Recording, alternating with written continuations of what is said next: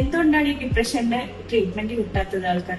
Treatment സത്യത്തിൽ കിട്ടാത്തതല്ല, പലരും അതിലേക്ക് എത്തുന്നില്ല എന്നതാണ് ഒരു സത്യാവസ്ഥ. അതായത് പിന്നെ സൊസൈറ്റിയും പ്ലസ് ഇപ്പം നമ്മൾ ഒരുമിച്ചിട്ടുള്ള കാറ്റഗറി ബേസ്ഡാണ്.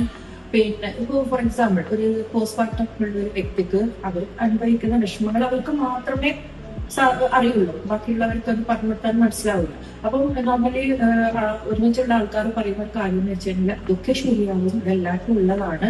അപ്പം എല്ലാവരും അവിടെ നോർമലൈസ് ചെയ്യാൻ വേണ്ടിയിട്ട് ശ്രമിക്കുകയാണ്. അപ്പൊ അങ്ങനെയുള്ള പിന്നെ കണ്ടീഷനിലാണ് അവർ ട്രീറ്റ്മെന്റ് കിട്ടുന്നെടുക്കാൻ ട്രീറ്റ്മെന്റ് കിട്ടാൻ പറ്റുമ്പോൾ അവർ കണ്ടീഷൻ മാറുന്നു. ഓക്കെ, അപ്പം നമ്മൾ കറക്റ്റ് അതിലേക്ക് പോവുകയാണെങ്കിൽ തീർച്ചയായും നമുക്ക് അതിന്റെ ട്രീറ്റ്മെന്റ് ലഭിക്കും.